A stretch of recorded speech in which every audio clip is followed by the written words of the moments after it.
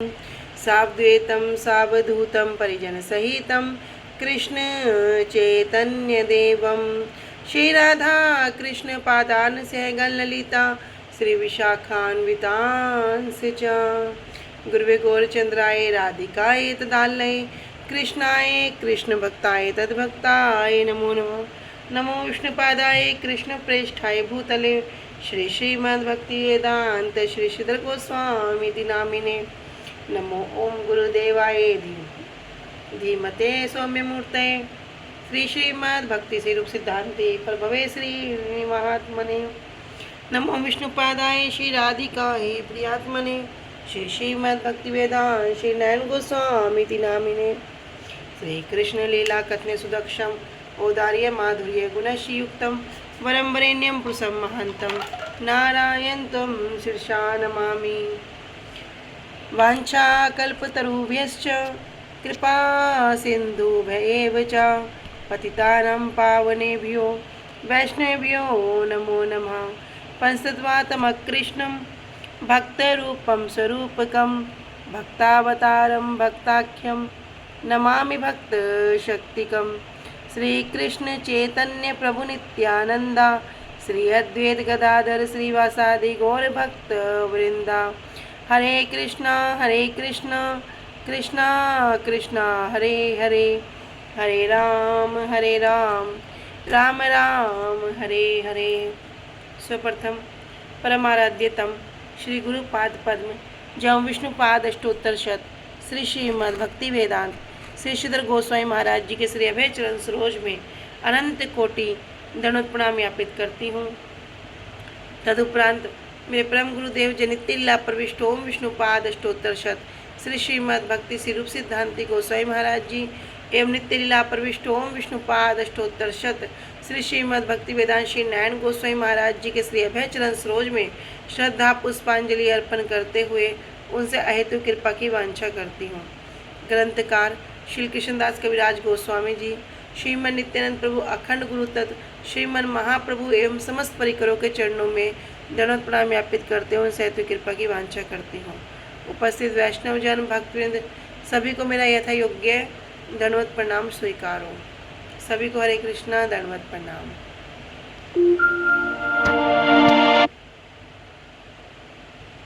श्री गुरुदेव की अहेतु कृपा से हम जो ग्रंथ कर रहे हैं उसका नाम है श्री श्री चैतन्य चैतामृत।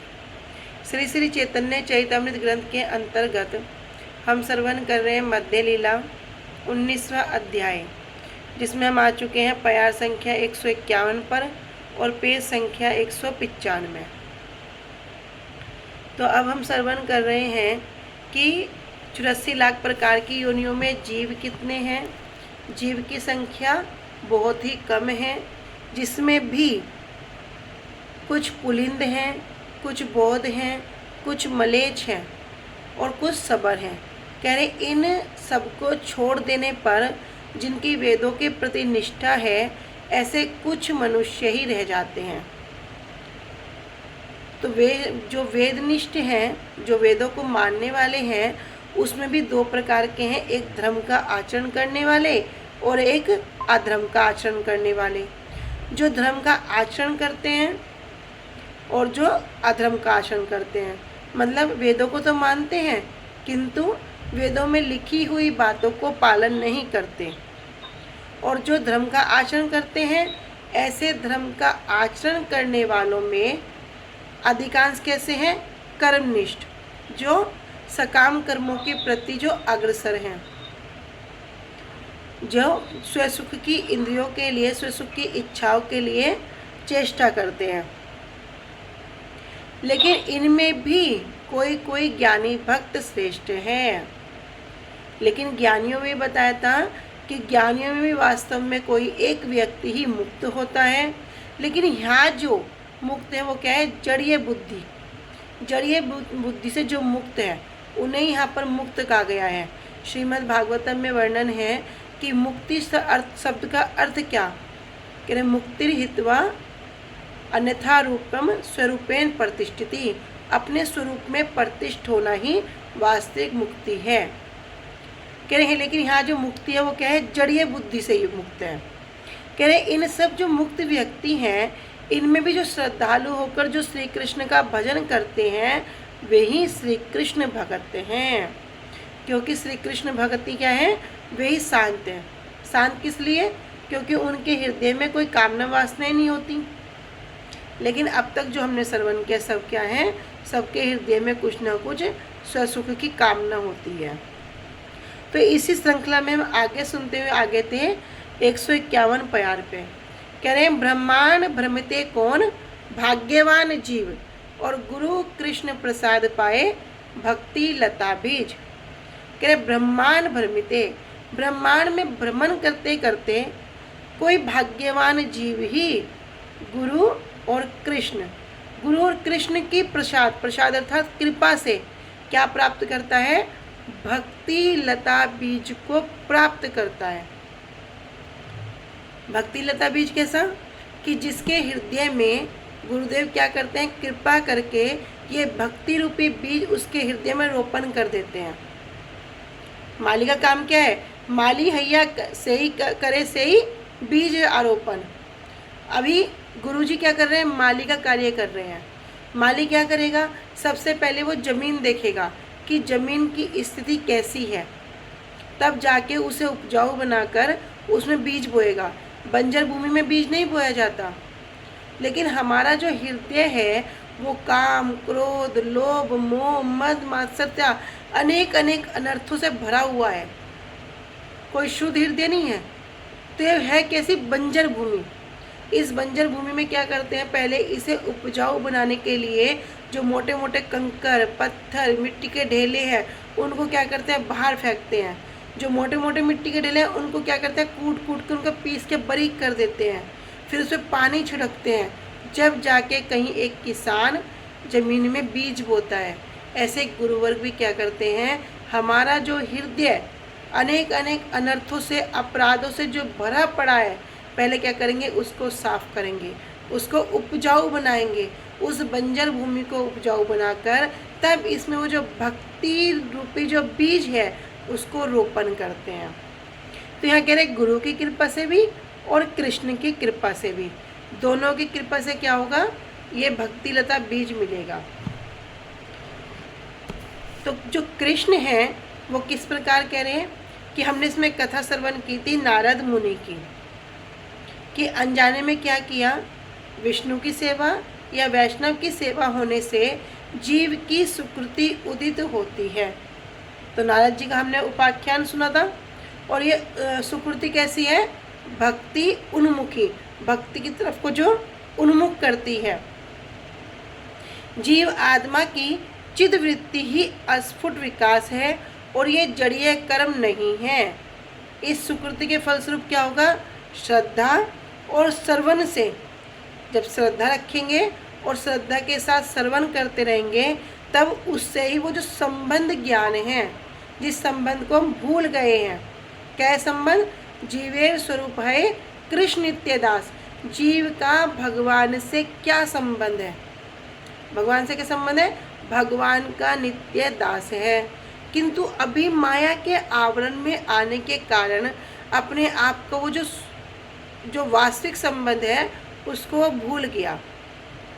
श्रवण करते ना, पिशाची पाइला जेन मति छन है, कि जो जिस प्रकार किसी व्यक्ति को भूत प्रेत लग जाता है तब वो अपने वास्तविक स्वरूप को भूलकर उसी प्रकार की वार्ता करने लगता है, जिस प्रकार वो भूत प्रेत उससे कार्य कराता है।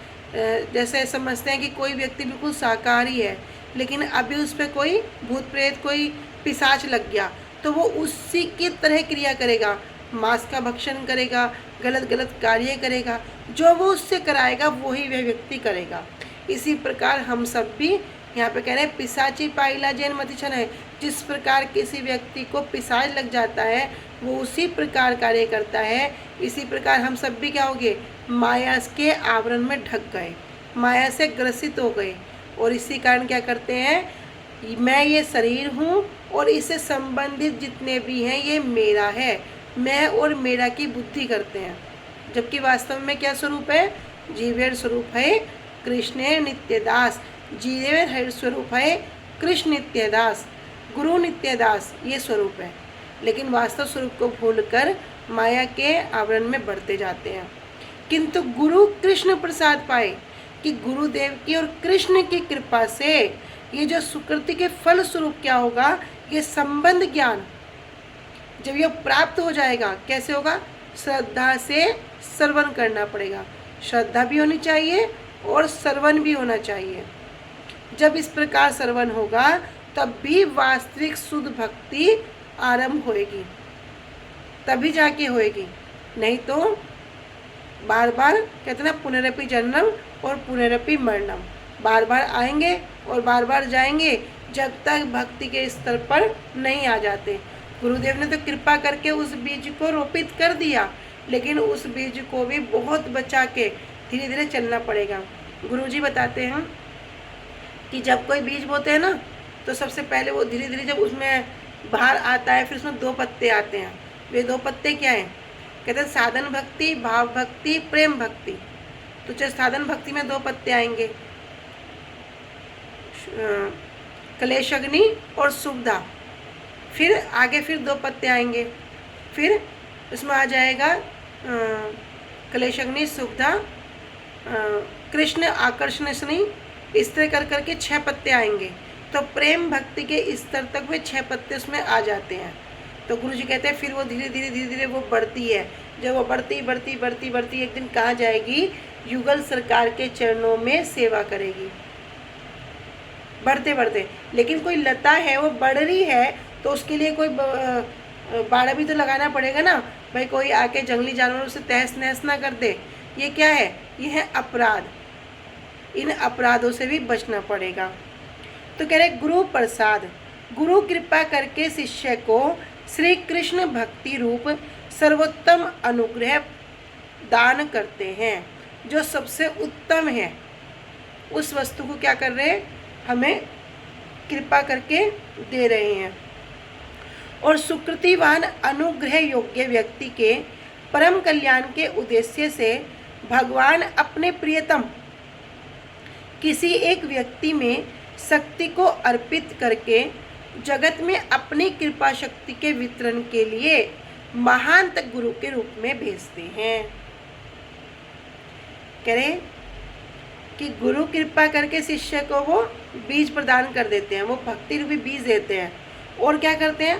सुकृतिवान अनुग्रह योग्य, जिसकी सुकृति बहुत है, और ऐसे व्यक्ति के परम कल्याण के लिए कि भैया इसका परम कल्याण कैसे होगा?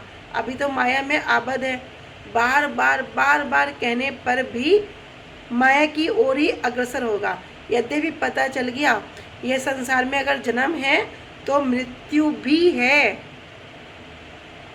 जन्म होगा तो मृत्यु भी एक कड़वा सच है। एक प्रश्न आया था, कह रहे थे कि जब हम सांसारिक पढ़ाई करते हैं तो हमें पता होता है, हमें कोई अप्रिशिएट करता है, हमें कोई इन चीज़ों के बारे में बताता है, हमें पता होता है हमें मिलना क्या है अगर हम सांसारिक पढ़ाई करते हैं। लेकिन अगर हम ये हरिनाम कर रहे हैं, अगर हम ये जो हरिनाम है इसको करते हैं, ये ग्रंथ अध्ययन कर रहे हैं, तो इनसे हमें क्या मिलेगा? हमें पता क्या लगेगा? हम तो बस कर रहे हैं, तो पता कैसे चलेगा हम क्या कर रहे हैं, क्यों कर रहे हैं, पाना क्या है? तो बड़ा सुंदर प्रश्न था। तो भाई स्कूल कॉलेज जाते हैं, पढ़ाई करेंगे तो कहीं ना कहीं डिग्री मिलेगी, सर्टिफिकेट मिलेगा, अच्छे नंबर से पास होगा तो उसको अप्रिशिएट भी किया जाएगा। लेकिन भक्ति में ऐसा क्या है कि हम भक्ति करें, बार बार सुन रहे हरि नाम करो, बार बार सुन रहे कथा करो, कथा सुनो, सुनने से कल्याण होगा, हमारी पंथा स्रोत पंथा है, फिर क्या होगा उससे? तो ये क्वेश्चन हुआ। तो जब इष्टि गोष्ठी हुई तो 2 बात समझ में आई। ठीक है भाई, तुम संसार में कुछ भी कर रहे हो, पढ़ाई कर रहे हो या कोई कार्य कर रहे हो, वो किस लिए कर रहे हो? गुरुजी बताते ना कि बहुत 25 साल तक खूब पढ़ाई किया, फिर पैसा कमाया, नौकरी की, अच्छी नौकरी लग जाएगी तभी तो कर रहे हैं पढ़ाई। लक्ष्य क्या है? अच्छी नौकरी करना। नौकरी लग गई तो शादी हो जाएगी, शादी होएगी अच्छे से तो दुनिया में पूरा मौज मस्ती करेंगे, पैसा होगा तो।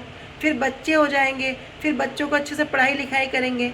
संसार को मेंटेन करने के लिए हम इतना समय देते हैं। तो वो बच्चा बोल रहा था कि अगर मैं इस तरह समय देता हूँ तो मैं सब कुछ भूल के हरि नाम को समय क्यों दूँ, कथा कीर्तन को समय क्यों दूँ।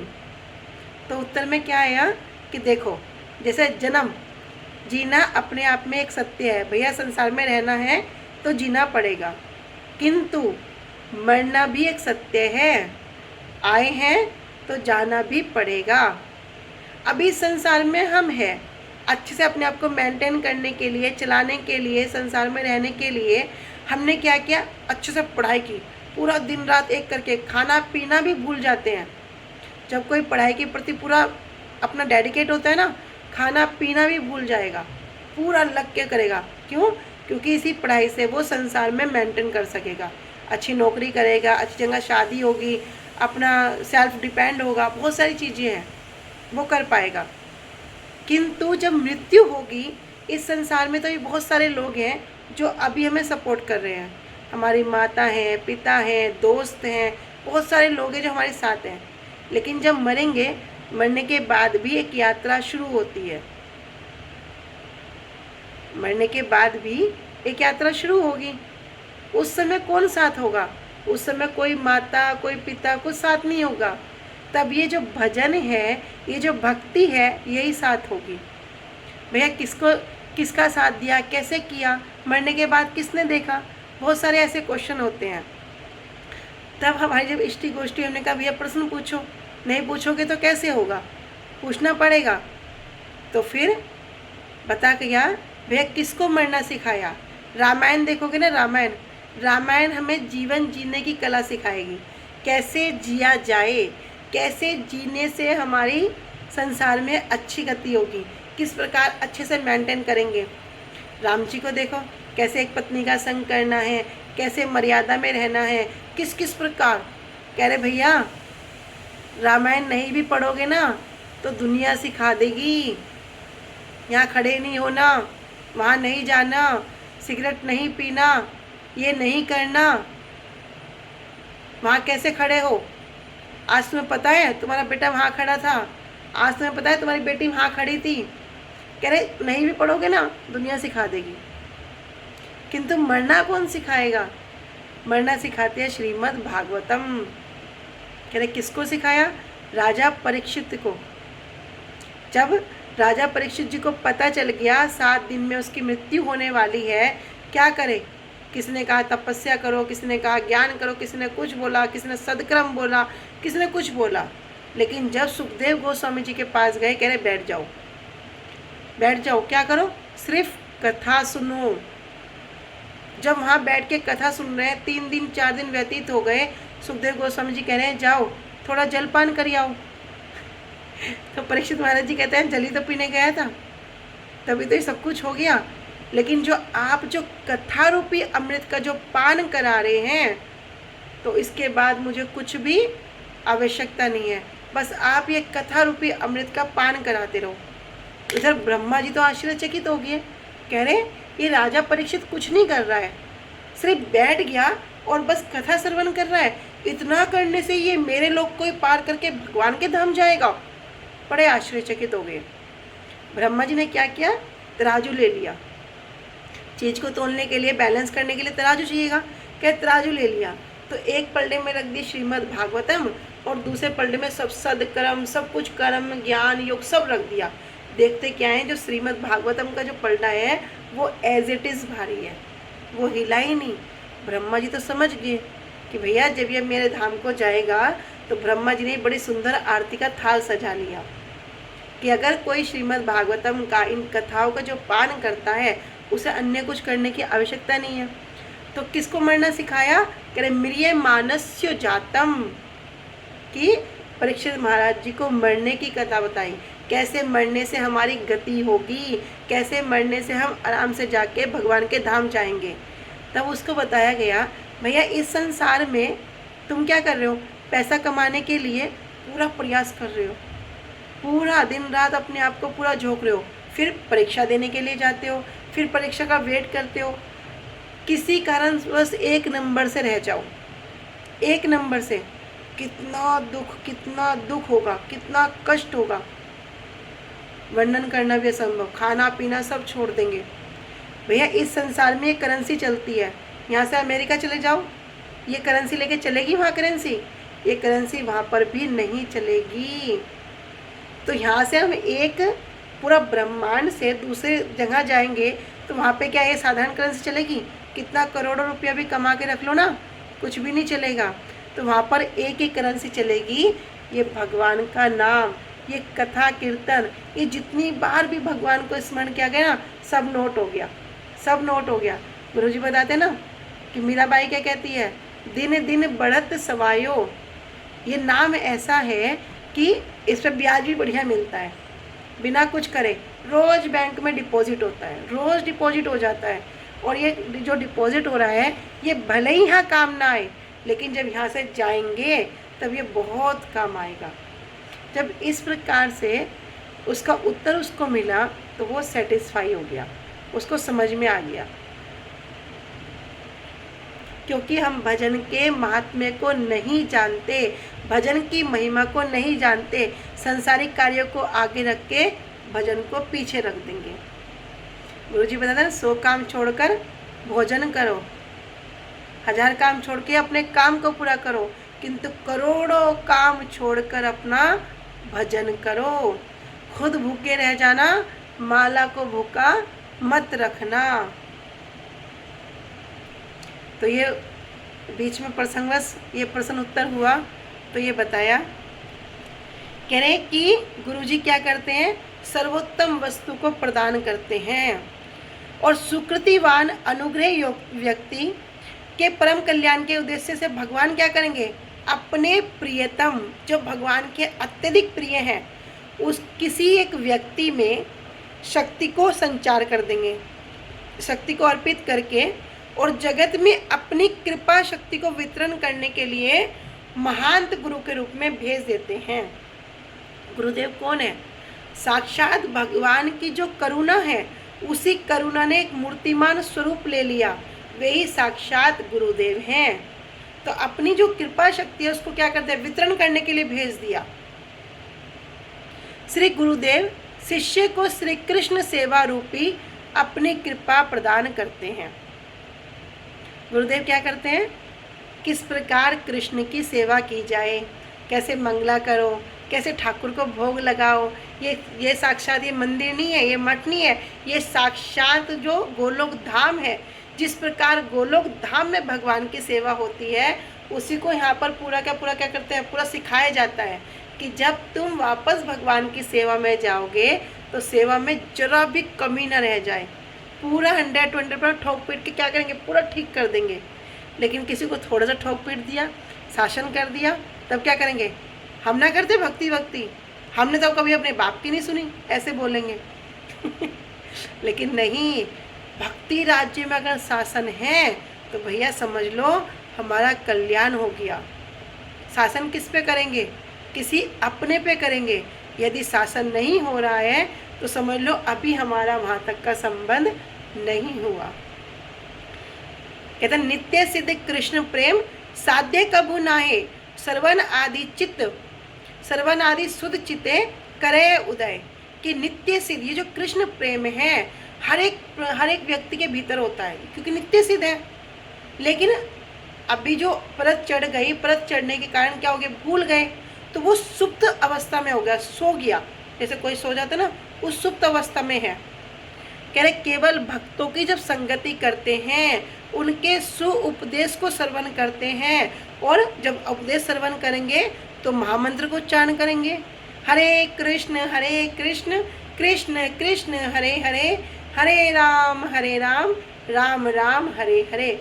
जब इस प्रकार श्रवण करते हैं तो जो सुप्त प्रेम होता है वो जागृत हो जाता है, उठ जाता है, और इस तरह वो व्यक्ति को भक्ति का बीज प्राप्त हो जाता है। इसलिए कह रहे गुरु कृष्ण प्रसाद पाए भक्ति लता बीज। फिर कह रहे कृष्ण प्रसाद, भक्ति लता के बीज को प्रदान करने वाले आश्रय जातीय भगवत स्वरूप गुरुदेव को शिष्य के निकट भेजना ही श्री कृष्ण की कृपा है। गुरुदेव को भी निकट कौन भेजते हैं? ठाकुर जी भेजते हैं। जो 4 प्रकार के गुरु हैं, सबसे पहले उनमें कौन है? चैत्य गुरु, जो हमारे चित्त में, जो हमारे हृदय में अवस्थित रहते हैं। किसे? अभी कह रहे सुप्त अवस्था में है, लेकिन जब उसका समय आता है तो क्या करते हैं? भगवान भी कृपा करके उसे सदगुरु के आश्रय में भेज देते हैं। गुरुदेव कौन है? आश्रय जाति है, और भगवान क्या है? विषय विग्रह, और गुरुदेव है आश्रय विग्रह। तो आश्रय जातीय भगवत स्वरूप गुरुदेव को शिष्य के निकट भेजना ही श्री कृष्ण की कृपा है। गुरु की कृपा से श्री कृष्ण की कृपा मिलती है, और फिर श्री कृष्ण की कृपा से गुरु की कृपा प्राप्त होती है। भक्ति लता बीज, जिस बीज से भगवान की सेवा रूपी लतिका उत्पन्न होती है। अभी बताया ना, बंजर भूमि में उपजाऊ बना के किस प्रकार उस बीज को रोपण करेंगे, और फिर उस बीज से एक भक्ति रूपी लता आएगी। भक्ति लता का कारण गुरु की कृपा और श्री कृष्ण की कृपा है। यदि वो भक्ति लता भी आ रही है, उसका कारण भी हम नहीं हैं। अगर किसी के माइंड में होता ना, मैंने किया, मैंने कर लिया, मैं इतना माला कर लेता हूँ, मैं इतनी कथा सुन लेता हूँ, और अब तो पता है मुझे कथा स्मरण भी हो जाती है, अरे मुझे सब याद रहता है।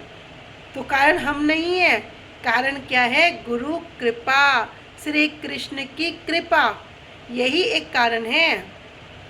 अन्य अभिलाष बीज, कर्म बीज और ज्ञान बीज से वैसे वैसे वृक्ष आदि उत्पन्न होते हैं।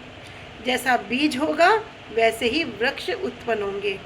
आम का बीज लगाएंगे तो आम का पेड़ मिलेगा, बबूल का बीज लगाएंगे बबूल का पेड़ लगेगा, करेले का बीज लगाएंगे तो करेला मिलेगा। कह रहे जैसा बीज लगेगा वैसा ही वृक्ष उत्पन्न होगा। लेकिन इन सब बीजों से जो भक्ति लता का बीज है वो अलग है। मतलब कर्म ज्ञान योग सबको छोड़ दो, एकमात्र जो भक्ति लता बीज है वो सबसे उत्तम है, सबसे श्रेष्ठ है और सबसे अलग है। गुरु कृष्ण की प्रसन्नता से ही भक्ति लता का बीज प्राप्त होता है।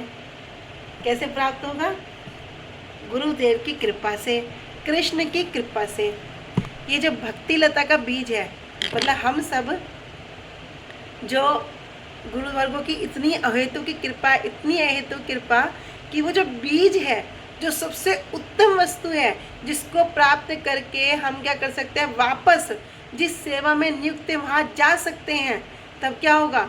फिर वो जो बीज हमें प्राप्त हो गया। कह रहे कि गुरु की कृपा से, कृष्ण की प्रसन्नता से ये भक्ति लता बीज प्राप्त होता है। किंतु अगर वे अप्रसन्न हैं, उनके अप्रसन्न होने से क्या होगा? अन्य अभिलाष, फिर कर्म और ज्ञान बीज की प्राप्ति हो सकती है। हरो रुष्टे गुरु शास्त्रा गुरु रुष्टो न कश्चन तस्मात् सर्व प्रयत्नेन गुरु में प्रसादियेत।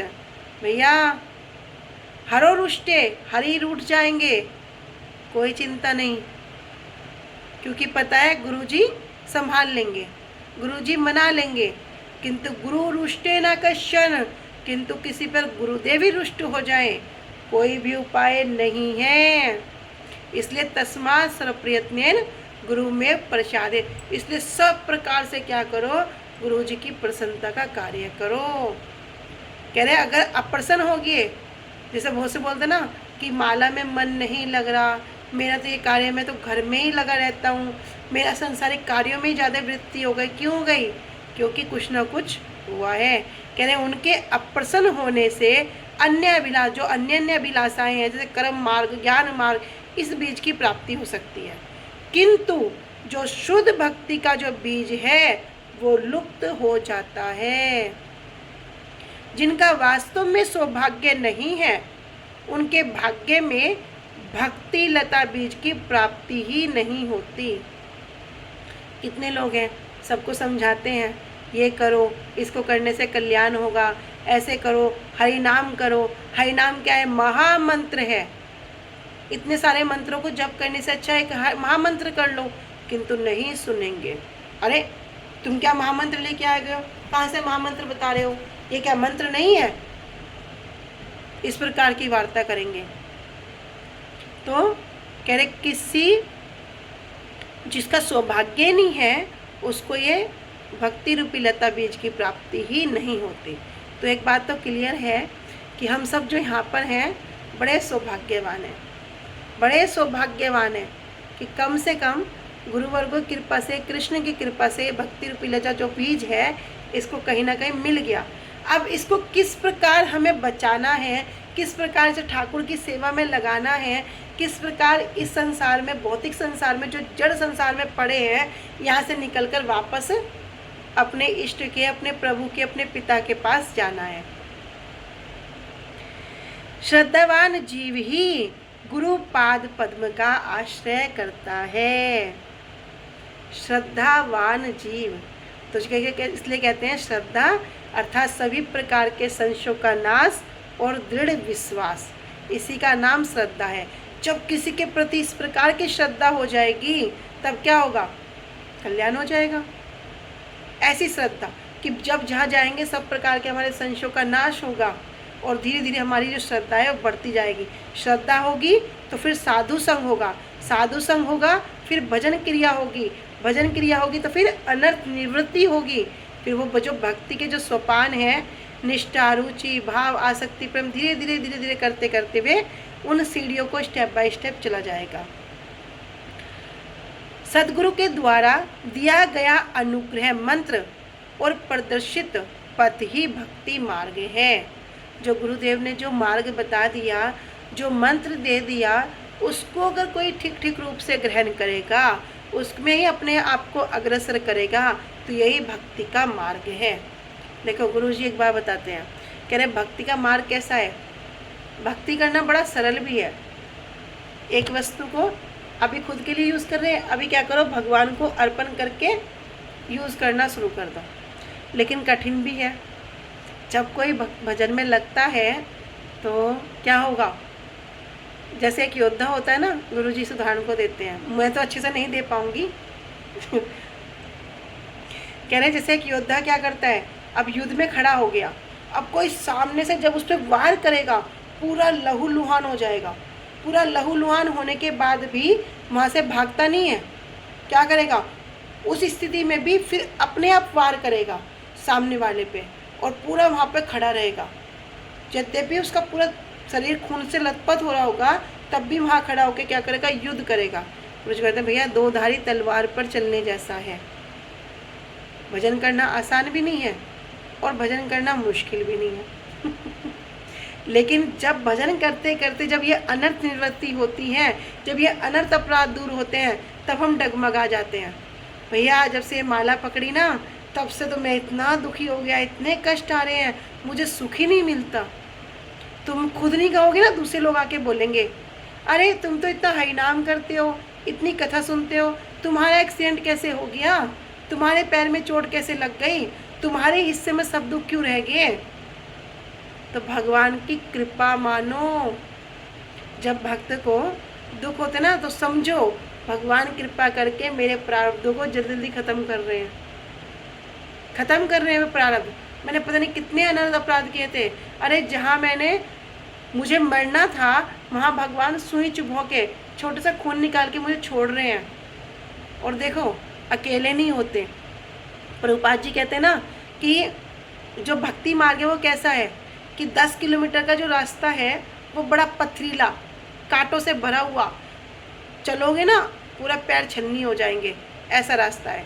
और जो संसारिक मार्ग है ये दिखने में क्या लगेगा, भैया 10 किलोमीटर तो बड़ा सुंदर मार्ग, फूलों से बिछा हुआ, लेकिन बाद में 90 किलोमीटर का मार्ग कैसा, पूरा पत्थर कंकड़ से भरा हुआ।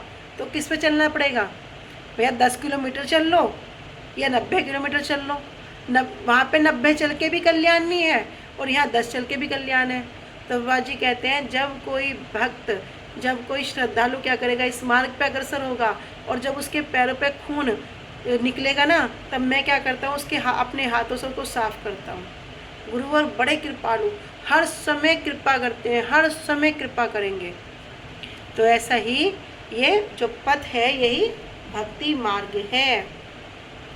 आगे कह रहे, माली हैया करे से ही बीज आरोपण, सर्वन कीर्तने जले करे सेचन माली हैया। अभी गुरुजी क्या कर रहे हैं? माली का कार्य कर रहे हैं। तो माली हैया, माली होकर करे से ही बीज आरोपण, उस बीज को बोने का काम करते हैं। और फिर सिर्फ इतना ही नहीं छोड़ते कि भैया बीज बो दिया मेरा काम खत्म हो गया, नहीं, श्रवण कीर्तन जले करे सेवन। फिर उस बीज को जो हृदय में बो दिया है, उस बीज को क्या करना पड़ेगा? श्रवण के द्वारा, कीर्तन के द्वारा, ये क्या है? जल है, इस जल से उसका सिंचन करना होगा, तभी वो जो बीज है वो पुष्ट होएगा, नहीं तो अंदर ही अंदर खत्म हो जाएगा। कह रहे उस बीज को प्राप्त करके उस भाग्यवान जीव को माली बनकर सावधानी से उस बीज को अपने हृदय में रोपना होगा और उसे श्रवण और कीर्तन के जल से सींचना होगा। भक्ति रूपी हो गया बीज। सिंचन कैसे करेंगे? श्रवण और कीर्तन के जल से, मतलब अपने आप को साधु संग में व्यस्त रखना होगा। नहीं रखेंगे फिर गुरुजी बताते हैं माला क्या है? खुंटी पे टंग रही है, उसमें चूहे के बच्चे भी आ गए। ऐसा नहीं करना, इसलिए बार बार बोलते हैं खुद भूखे रह जाना, माला को भूखा मत रखना।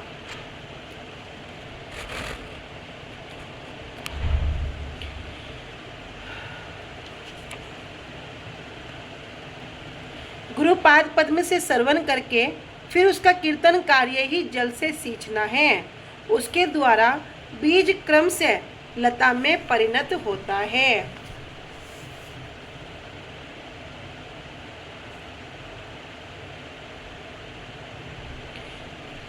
तो जो लता होगी वो लता सीधी सीधी तो जाएगी नहीं, किसी न किसी या तो बड़े वृक्ष का सहारा लेगी, किसी दीवार का सहारा लेगी। ऐसे ही ये भक्ति रूपी लता क्या है? ये आध्यात्मिक शक्ति की लता है। और आध्यात्मिक शक्ति की लता होने के कारण तो ये भौतिक लोग का तो आश्रय नहीं लेगी कि भौतिक लोगों का आश्रय लेगी और पार हो जाएगी।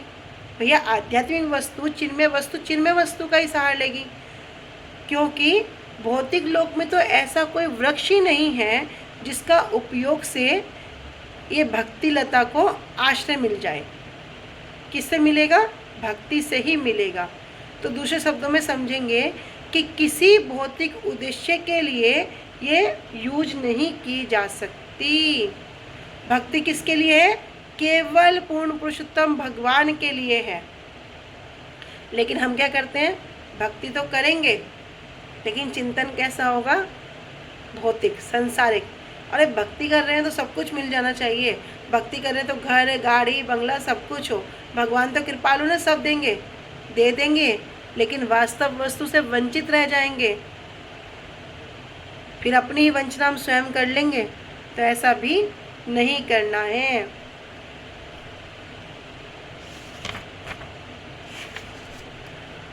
उपजिया बाड़े लता ब्रह्मांड भेदी जाए, बिरजा ब्रह्मलोक भेदी परम व्योम व्याए, परम व्योम पाए।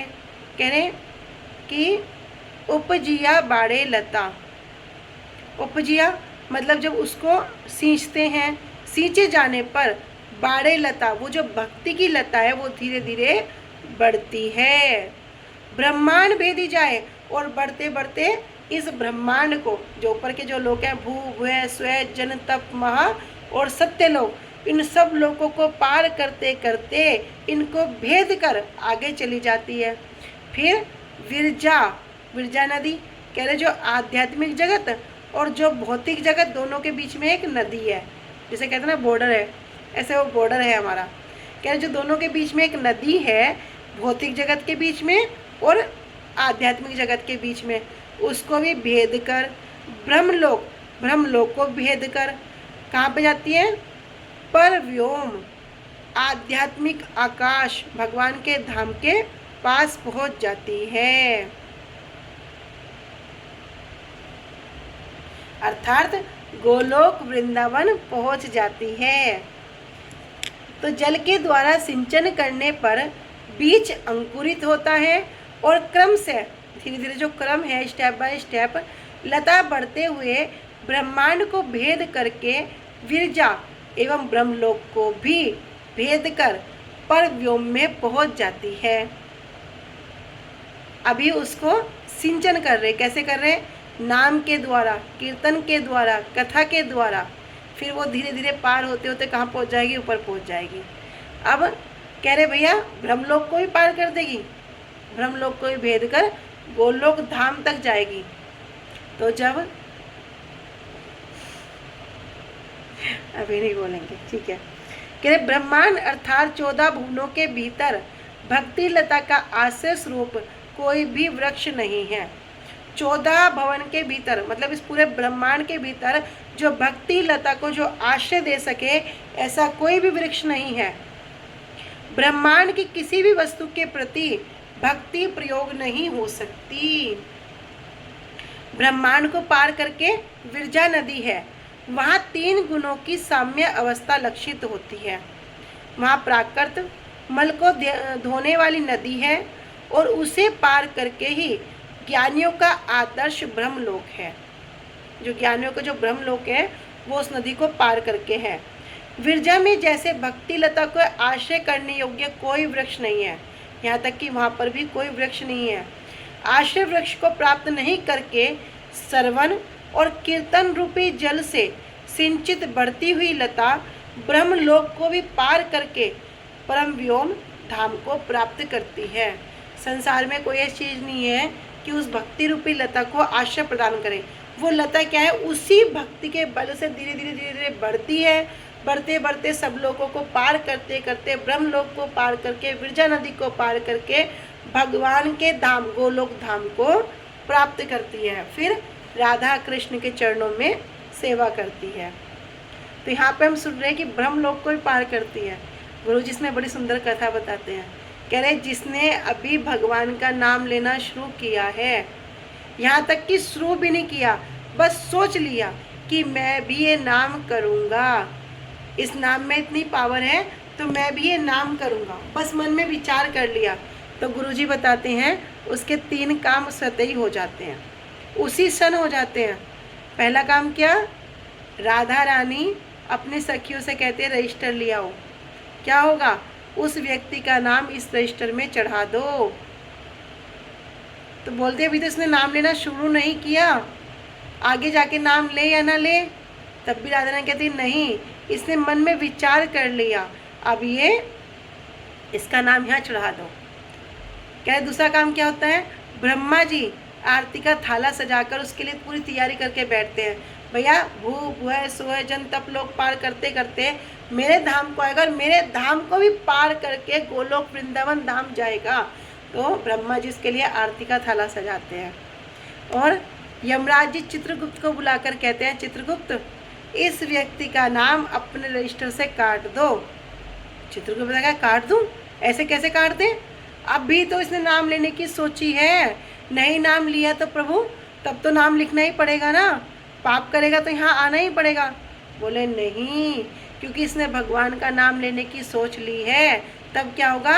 अब इसको हम नहीं देखेंगे, इसको इसके पिता ही देखेंगे, ये जिनकी शरणागत है वो ही देखेंगे, तुम हमारे रजिस्टर से इसका नाम कट कर दो।